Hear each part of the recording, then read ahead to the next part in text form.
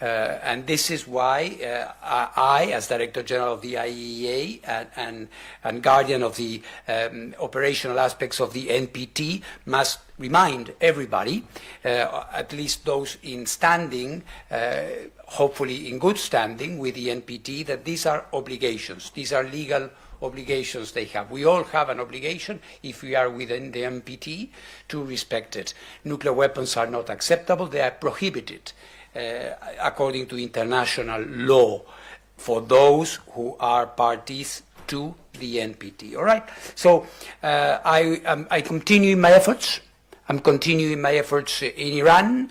I will start again my efforts in Syria, which is a very important case, which has been,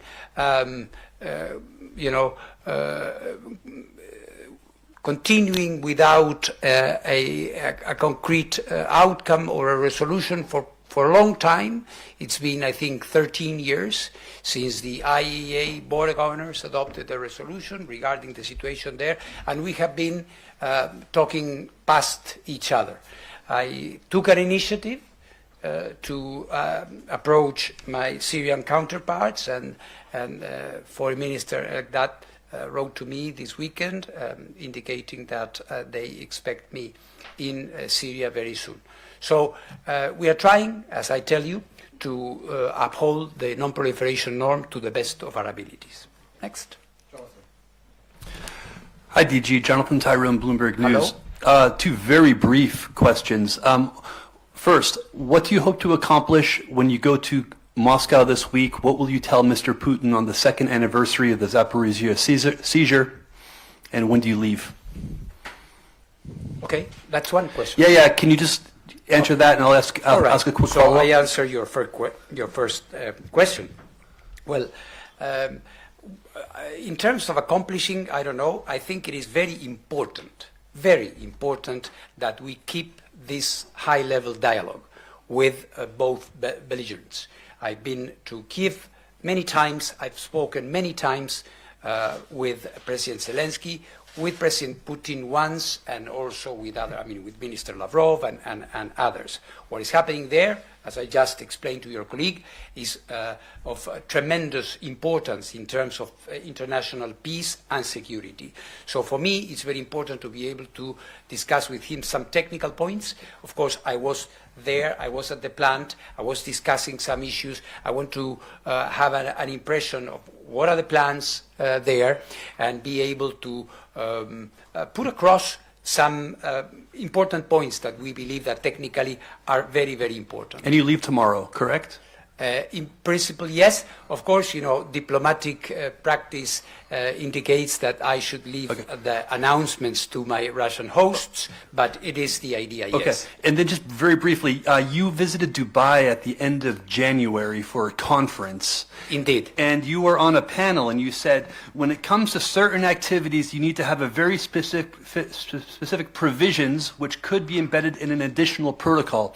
Of course, today you called on people to adopt an additional protocol, but you also said there could be other arrangements as well. So I'm wondering what other arrangements outside of the additional protocol could be for Saudi Arabia, could be for Iran and some of the other countries that you were addressing at that forum. Well, the Board of Governors agreed back in the day on the model additional protocol, which is the best expression of what authorities and competences the IAEA could have in order to expand its inspection and visibility. But as we know, first of all, it's not excluded. Member states may decide on other things. You have cases where creative diplomacy, like in the case of my own country, I was working for many, many years on the ABAC, IAEA, Argentina, Brazil quadripartite agreement, which I think has been serving both countries well, and the international community. So this to say that the important thing is to uphold the non-proliferation norm. Of course, we know what the best way to achieve that is, and this is why the AP is a model that has been agreed after long negotiations. You remember you were following that already. So, but there may be other ways. I'm not closed to anything. We have clear ideas, and we hope to be able to have a technical conversation with all partners about that. Next question. Hello, Dr. Grossi. Hello. This is Ahmad Samadi from Iran International TV. I have Hello. 2 questions regarding to Iran. Yes. Following your recent critique of Iran's non-cooperation with the agency, Mohammad Eslami, head of the Iran Atomic Energy Organization, accused the agency of interfering with Iran's access to the necessary equipment, supplies, and technology. Do you confirm these words? If yes, what trouble caused by the agency? The second question is, last year you appealed to the board members and also the international community for assistance regarding the Iran issue. Could you please update on the support you have received thus far? Can you clarify the second part? It's support from other countries, you mean? No, you appealed the international community to support the agency regarding the Iran. Yes, of course. Well, on the first one, you know that I try to avoid commenting on other people's comments, otherwise it turns into a sort of a snowball of indirect accusations or discussions. I have a good dialogue with Mohammad Eslami, and I hope to be able to talk to him in person before it's too long. So that is one thing.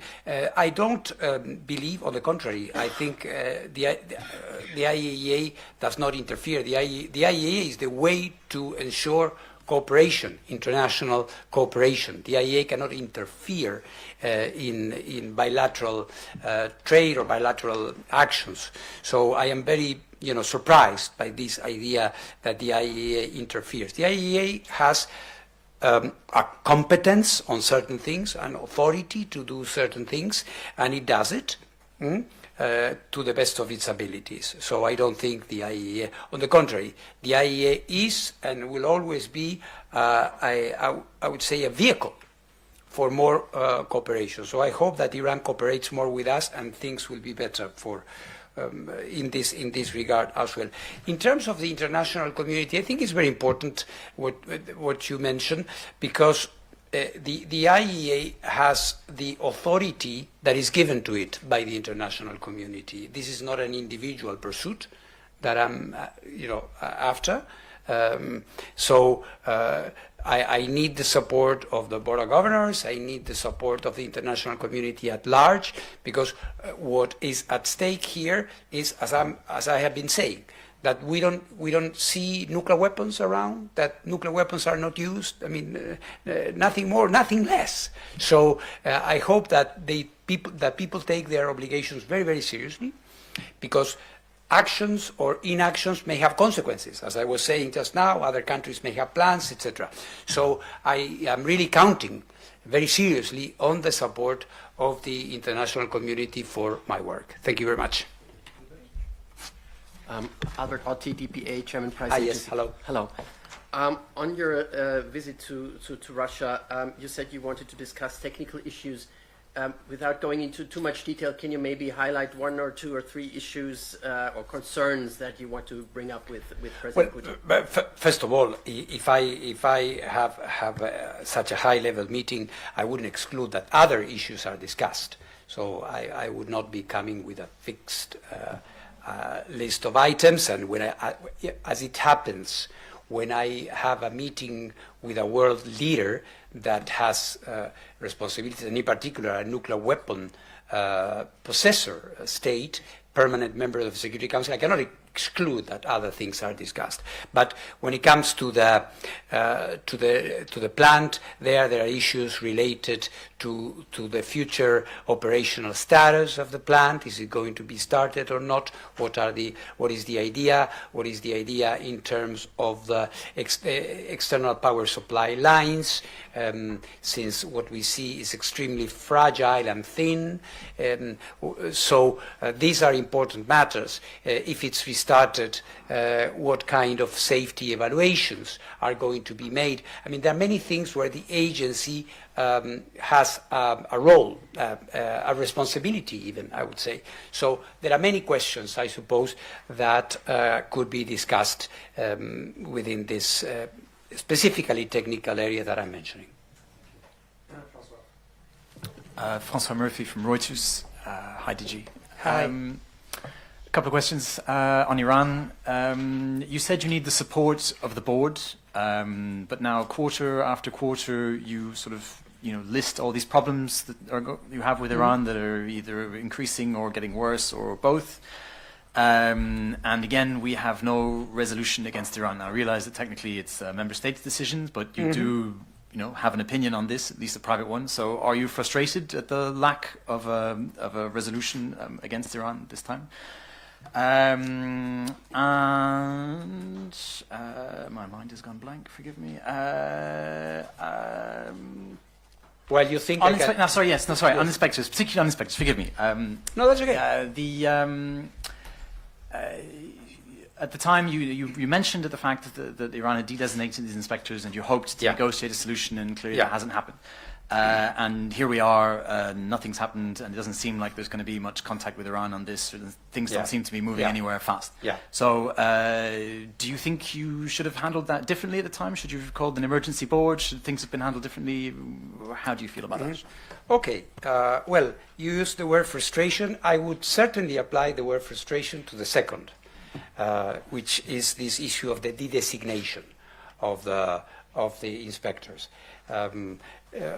Frankly, we've been exchanging on this. It's not like there hasn't been a conversation on this, but I haven't received any positive answer on it. I hope that I will be getting that. I chose not to call an extraordinary session of the board on this because I think it's a matter that can be resolved bilaterally without resorting to this means that would be, in my opinion, more fitting to other types of issues with other relevance. Not that this is not relevant, but I don't think it was the correct way to go.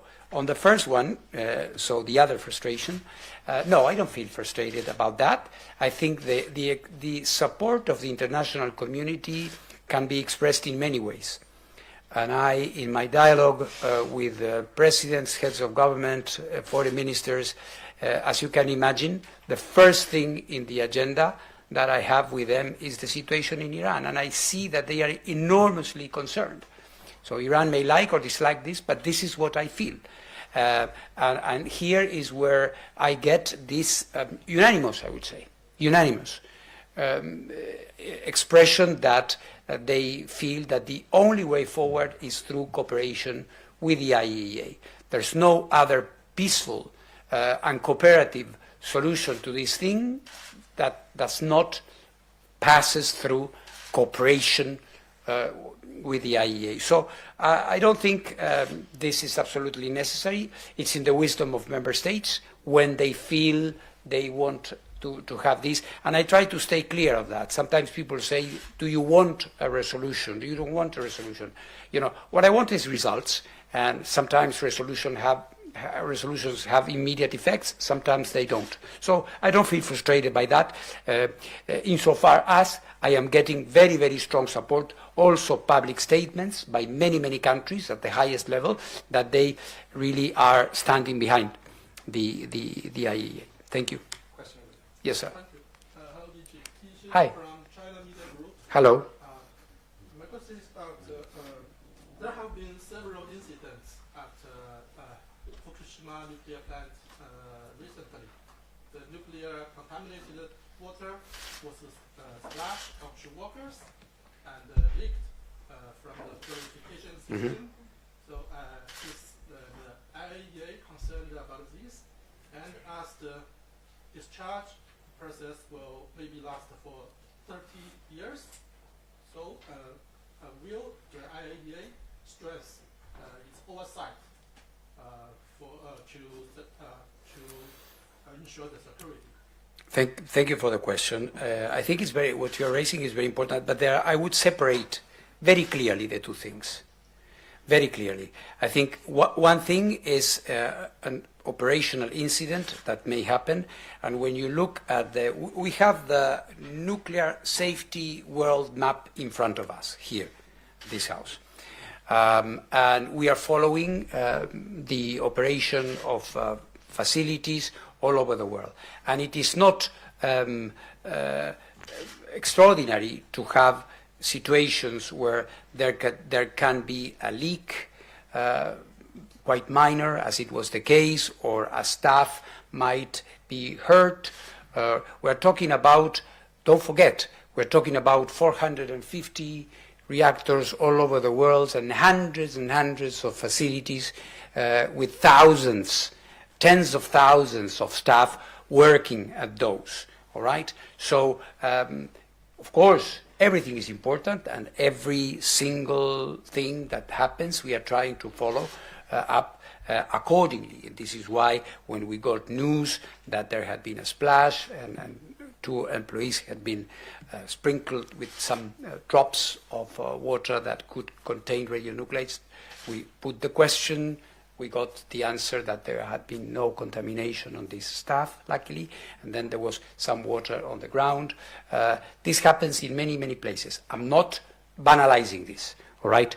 We are following these things, but they have their specificity, and they are not extraordinary events. On the other thing, which is a vast operation, which is being conducted in a planned, programmed way, it is completely different. And as you rightly say, we said, and my proposal and my commitment with the international community is to be there before, during, and after.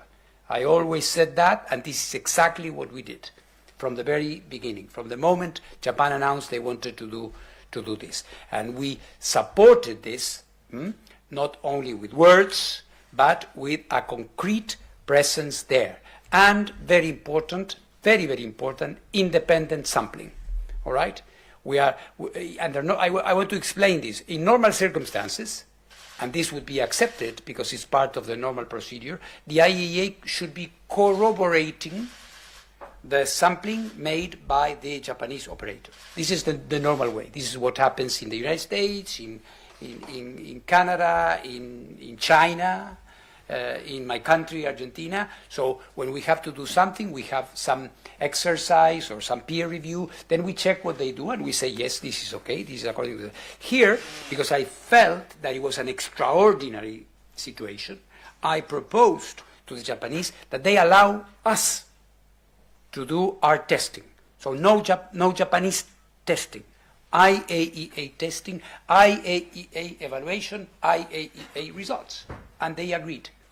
So I want to make this very, very clear because I know it's important. In China there is a lot of concern, and I respect that, as I have been discussing with your government. And I hope to be discussing that in Beijing when I come later in the year. And by the way, talking about being places, I will be in Japan very soon. And this is one of the things that we are going to be discussing, because I agree with you, or in the assumption in your question, that we need to strengthen. We have a lab there, we have office space, you know, we need to prepare ourselves for the long haul. Yes, Councillor Nagy from BBC Press. Hello. Hi. Can I ask you 2 or 3 questions? First is what the statements from the Iranian very top high officials in Iran. First, the head of Iran's international energy organization saying that we have the capability to build bombs, a nuclear bomb. And then a few weeks later, we had the former head of the agency and the former foreign minister saying that we have all the bits and pieces for building a bomb. You are talking about loose talk in Iran, but this is surely more than that. This is a message that we have, as Mr. Saleh said, we have crossed the thresholds, the technical and scientific thresholds. nuclear thresholds. How concerned are you about this, beyond this issue of loose talk? There must be something more to it, surely. The other is that you were hoping to visit Iran. I don't know, before this session of Board of Governors. I don't know what happened, why you didn't go there. Mm-hmm. And lastly, you have said before that you are very deeply concerned about the expansion of Iran's nuclear program and its move towards weaponization, nuclear weapon. What would you like the Board of Governors to do, ideally? Well, thank you very much. On the statements again, I think in this case we have to take what is being said very, very seriously, especially what comes from officials of the government. Dr. Salehi, with whom I have been working for many, many years, is a former foreign minister and a former head of the EOI. But the head of the EOI says very similar things.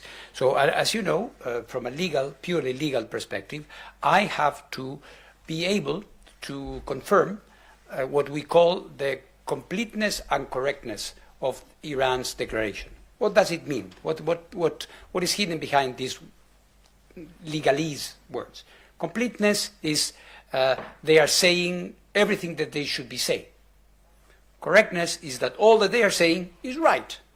So the declarations of a country in good standing with the NPT do not include elements, parts, or things that you would need to have a nuclear weapon, obviously. So when I hear these things, I wonder, well, is it anything else, perhaps, that you should be declaring to us, to the agency? We take these things very seriously. I think in the past, all of us as an international community paid a very, very high price when countries were pretending to be formally in good standing with their obligations, where at the same time they were violating them. So I think it is very important that we take our obligations very seriously, and we act in accordance with that. That's all there is. So I have to react, and I have to say this is not correct. We shouldn't be saying these things. And if you are saying these things, perhaps there are things that you should declare more than you have. So this, of course, this conversation will have to be continued. And this is why I always say the only way forward is to talk to each other, not through the press, not through rumors or gossip or whatever. I think we need to establish a good dialogue. I thought we had one when I went to Iran last year, and we had a joint statement which was covering very clear areas. Unfortunately, Iran decided to stop implementing it. They started implementing it, and then they stopped implementing it. And I'm not saying anything which is a secret.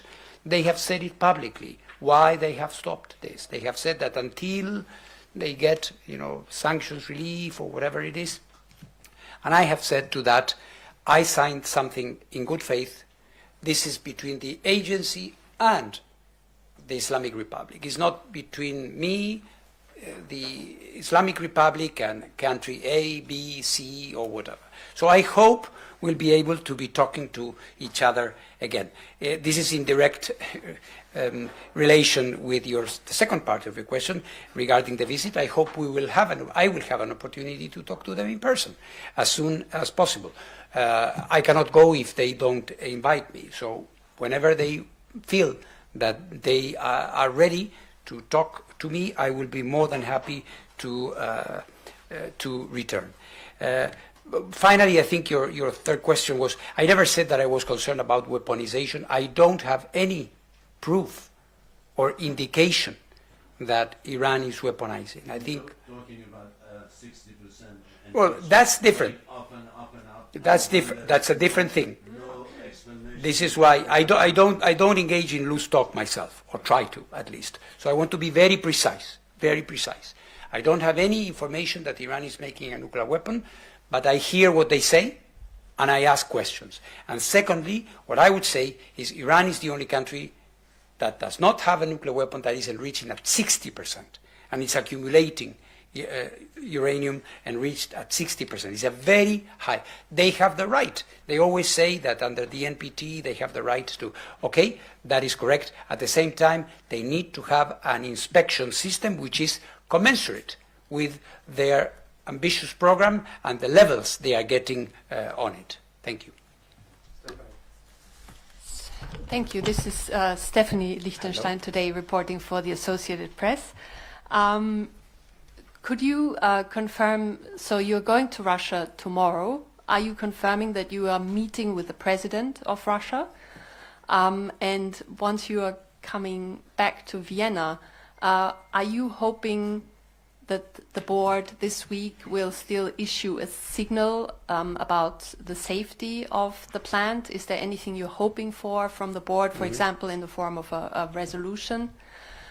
And if I may, on Iran, today again you're telling the board that you have lost continuity of knowledge in relation to the production and inventory of centrifuges and so forth.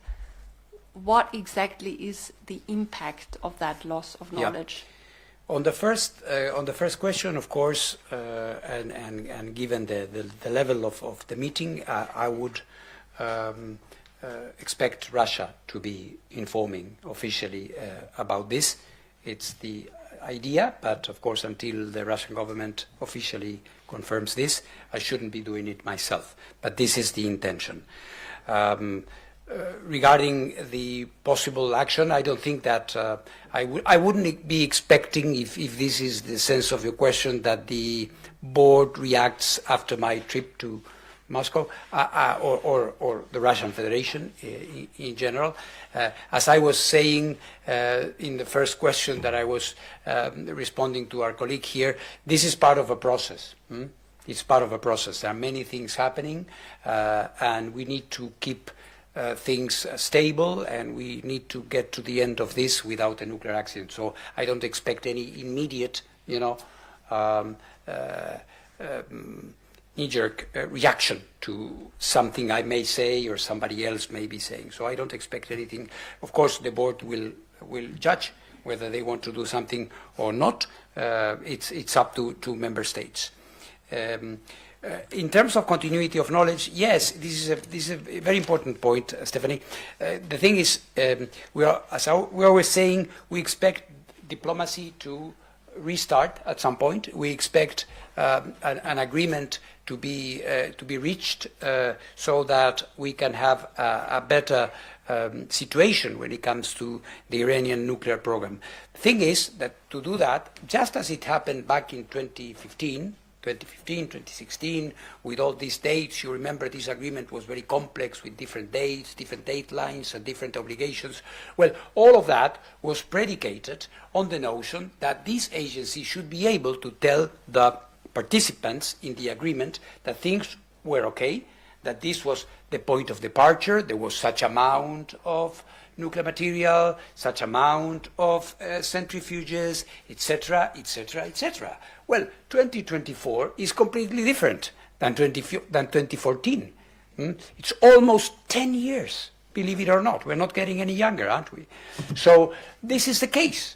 So the technology in Iran has evolved. We are talking about 60%. We are talking about new centrifuges. We are talking about new sites, etc., etc. So this is where I say, hey, if you want me to help you quite clearly to fill the gap and to fill in the blanks with the necessary information, there are certain things that we should be able to be doing. So this is the sense of what I say when I say that there is a continuity of knowledge, there is a loss of knowledge, and I am concerned about my ability, the ability of my inspectors to be able to put the jigsaw puzzle together again. Last question from Yes. Your Honor, Frank Fu from Guangdong, China. It's my great pleasure to attend the IAEA press conference for the first time. Welcome. Thank you. I have questions in two aspects.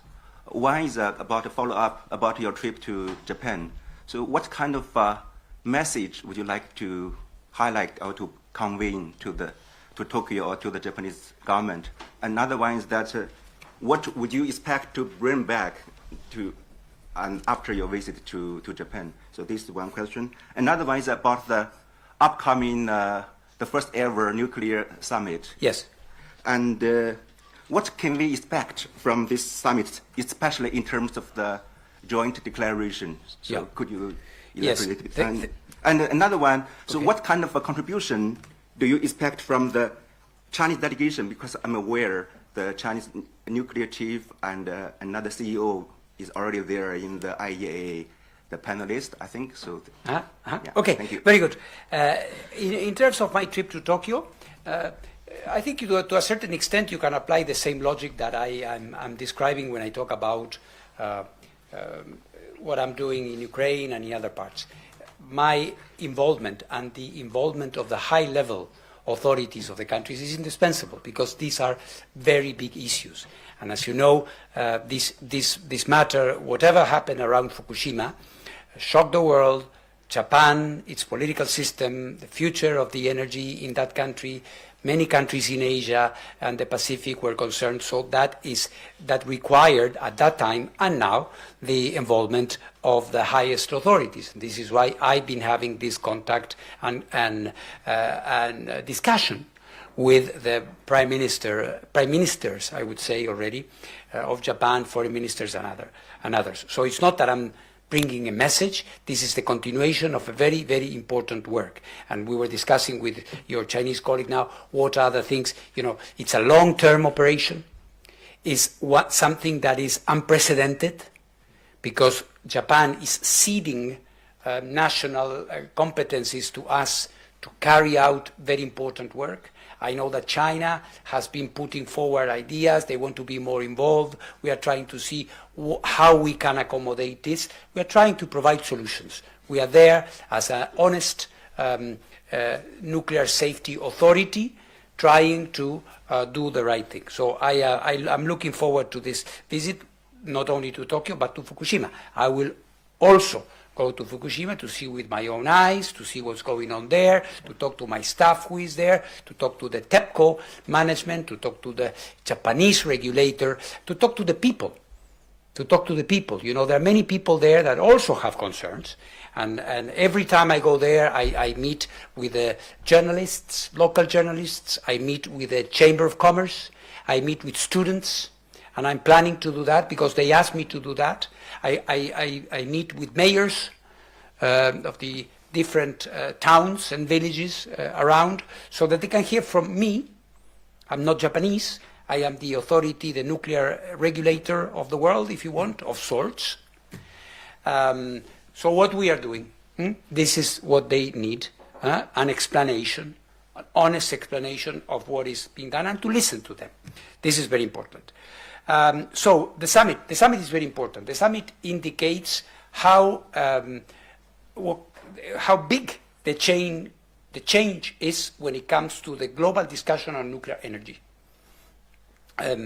Now every country in the world participating, for example, in the conferences of the climate change, the so-called COPs, now they all agreed in what I believe is a sea change from the past. It took 28 of this conference to come to the conclusion that you have to accelerate nuclear. We always believe so. So we are happy that 28 conferences later, there is an agreement of everybody that nuclear should be accelerated together with renewables and every CO2-free, low-carbon source of energy. So the fact that you have, for the first time in history, a summit of heads of state and government on nuclear energy is not to applaud this, obviously, is to get together and to see what can be done to accelerate, to carry out this acceleration. It's not an easy thing. You need the financing mechanisms, for example, which are not easy. China is a powerful country, it can finance, but many other countries have problems, and they still need more nuclear and want more nuclear. So what are the international cooperation mechanisms that we can agree at that level of heads of state and government so that this is accelerated. So we have very high expectations of this summit, and I hope to see you and others there. We'll tell you more when it happens. It is on the 21st of March in Brussels. Then you spoke about China and its cooperation. Of course, China, this year we are celebrating 40 years of China's membership in the IAEA. And when you look back in history and you see what China was 40 years ago in nuclear, in civilian nuclear, and what is now, it is an amazing story. So I hope to be there and enlarge and strengthen this cooperation, which is indispensable for the success of nuclear energy as a solution to the global warming and many other problems. So I thank you very much for your interest, and we will be seeing each other soon. Thank you. Have a nice day.